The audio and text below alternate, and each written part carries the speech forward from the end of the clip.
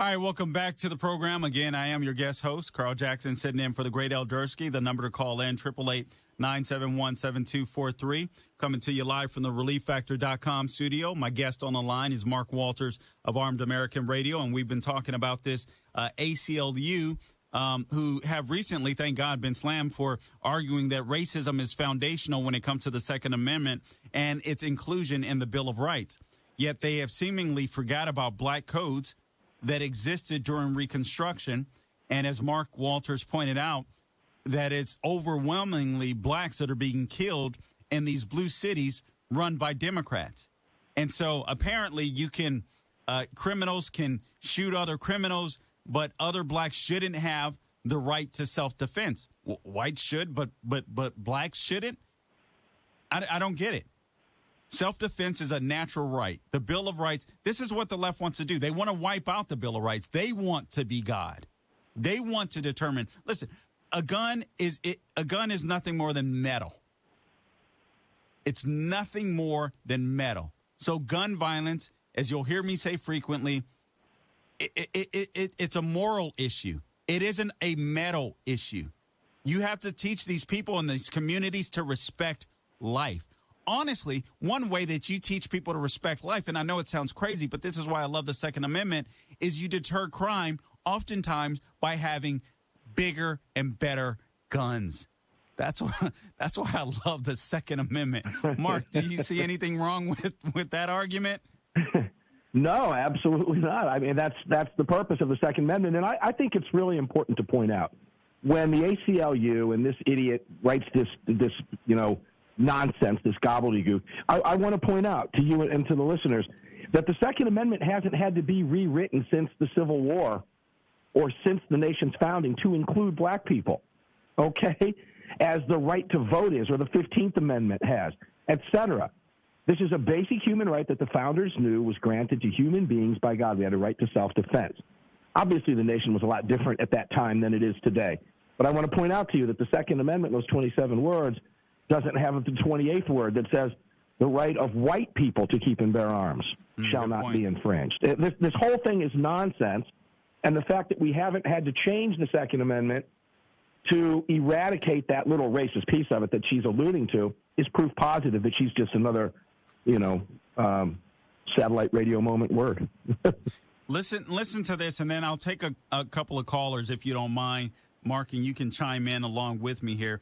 But just listen to this regarding black codes. State governments across the South adopted a series of laws known as black codes, which made a travesty of black freedom. The code sought to keep ex-slaves subordinate to whites by subjecting them to every sort of discrimination. Several states made it illegal for blacks to own a gun.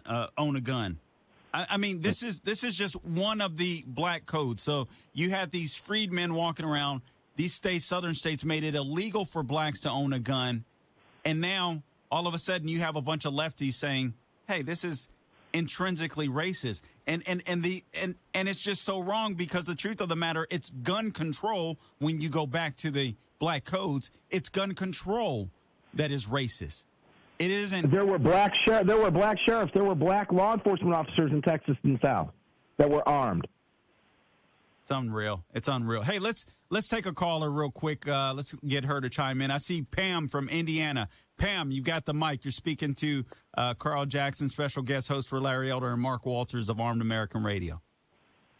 Hi, Carl. Hi, Mark. Very nice to talk to you today. I actually had a client who was also named Mark Walters many years ago, so it's kind of cool. And share the same name and a lot of the same values, it seems. I was calling because a lot of people seem to forget that all of these mass shootings seem to happen in gun-free zones. When you have a place where absolutely no one can carry a gun, of course that's where some mass shooter is going to choose as a target, because no one can shoot back. And it astounds me how leftists or anti-gun nuts seem to forget that. And I'm sorry I didn't share this with your call screener, but I grew up in the Chicago area. I worked in the Chicago area. And, they talk about racism and all that. And, I'm a white female, as you can probably tell. But I am the only person that has ever been chased by armed KKK members. And, I'm the only person that I personally know that was caught in the crossfire of a shooting in Cabrini Green in Chicago. So, like the misinformation just runs amok with the leftists. Okay. Yeah. Yeah. Well, Pam, thank you for the call. I appreciate it. Mark, why don't you speak to that mass shootings that only happen in gun-free zones? It's common sense, but let's. Yeah, Pam, thanks for the call and thanks for bringing that up. Here's what I'll say: the world is a box of nails, and Pam is the hammer. I mean, she nailed it. She's correct, and we know this to be the case because multiple mass shooters around the country. And when we think of a mass shooting, we think of a Columbine, we think of a Parkland, we think of a Newtown, we think of a El Paso, we think of that type of shooting. And when that occurs, we know for a fact, because in many of the quote-unquote manifestos that these murderous scumbags have left behind have pointed that out. Aurora, Colorado, the first the movie theater shooting years ago in Aurora, Colorado, we know he went to that particular theater because the individuals in that theater were disarmed by theater policy. We know this to be the case. It's common sense, and John Lott's been pointing it out in research, paper after paper after paper, and book after book after book for decades. That is absolutely true. Criminals don't want to go somewhere where they know they're going to get shot back at. They can't do what they went there to do. It's pure common sense. Thank you, Pam. Yeah, and it makes sense. If you just look at states that are run by Republicans, how come you don't see the same level of violence? I mean, if they're Second Amendment friendly, the governors are Second Amendment friendly, in which the entire United States should be, frankly, since it is in our Bill of Rights. But you don't see those same levels of crime.